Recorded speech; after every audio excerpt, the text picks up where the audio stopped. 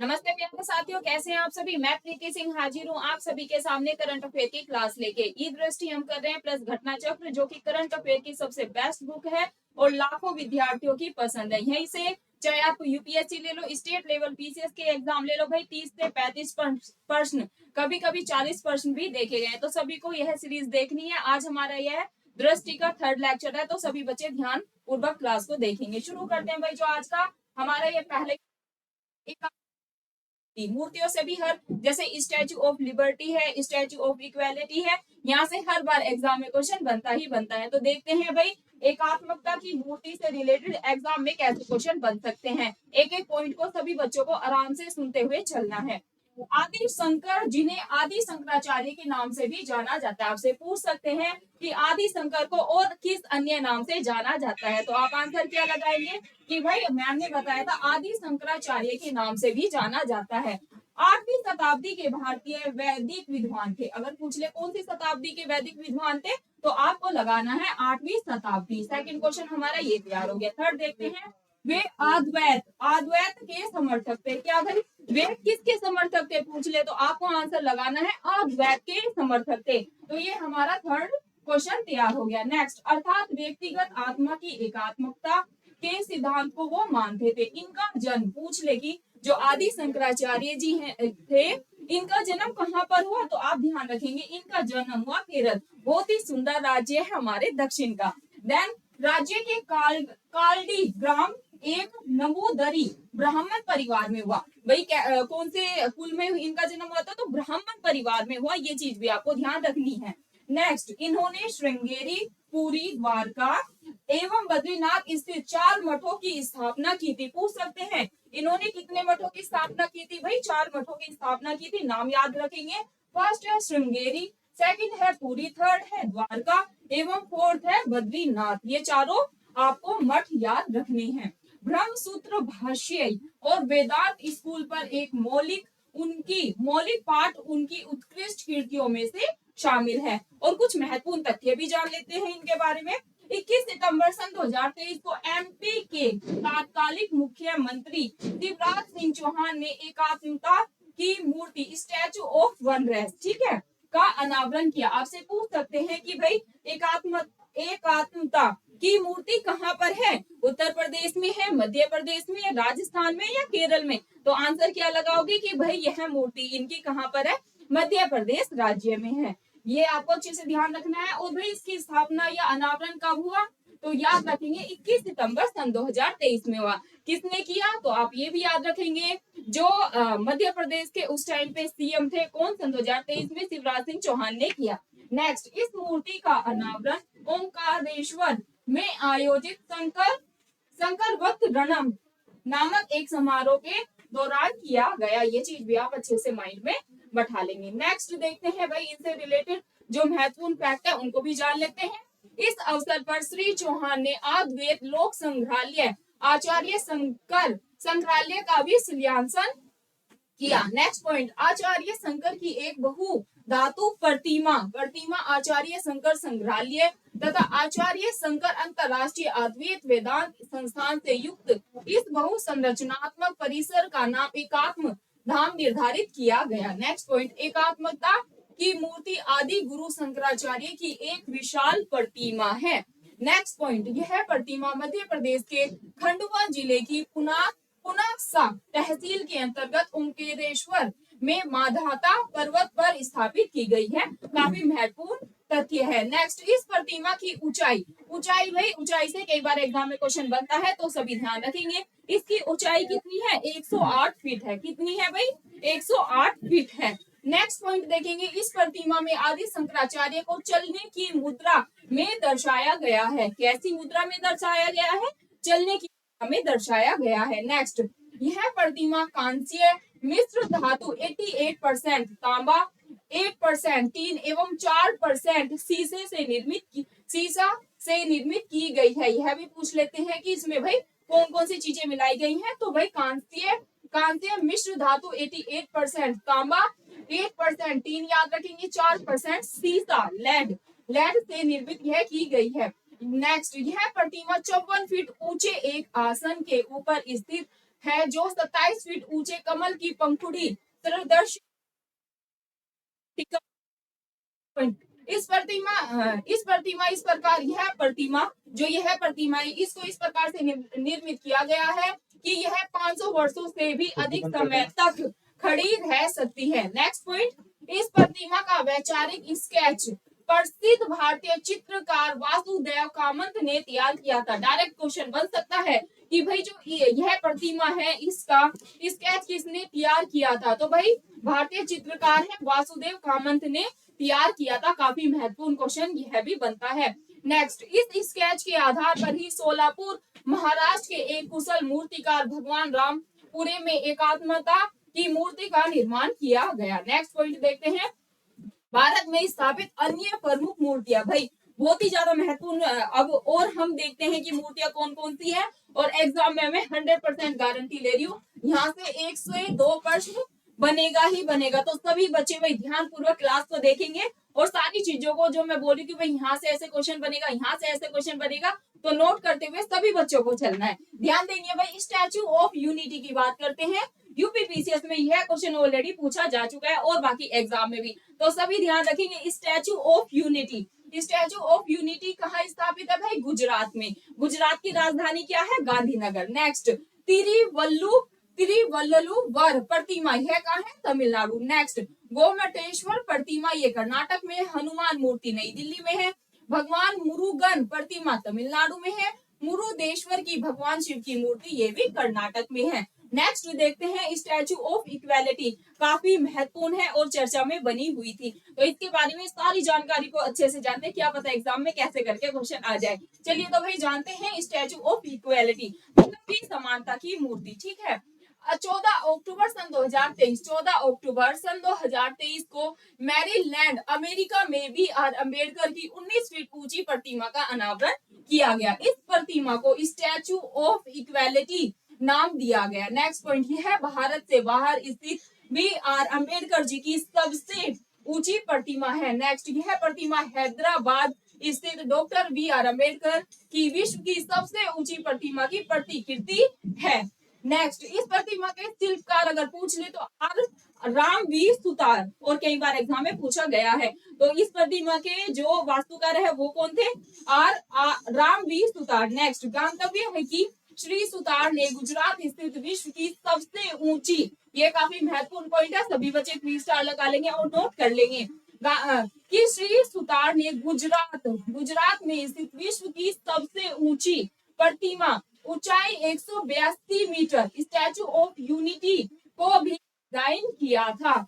सभी बच्चे याद कर लेंगे। Next point, Statue of Unity Sardar Vallabh Bhai Patel की प्रतिमा है। पूछ ले स्टैच्यू ऑफ यूनिटी किसकी प्रतिमा है, तो सभी बच्चे याद करेंगे सरदार वल्लभ भाई पटेल जी की प्रतिमा है। नेक्स्ट, गातव्य है कि अप्रैल सन 2023 में तेलंगाना के तात्कालिक मुख्यमंत्री के चंद्रशेखर राव ने भारत में स्थित बी आर अम्बेडकर की सबसे ऊंची प्रतिमा का अनावरण किया। हैदराबाद में स्थित इस 125 फीट है। नेक्स्ट पॉइंट देखेंगे सभी बच्चे,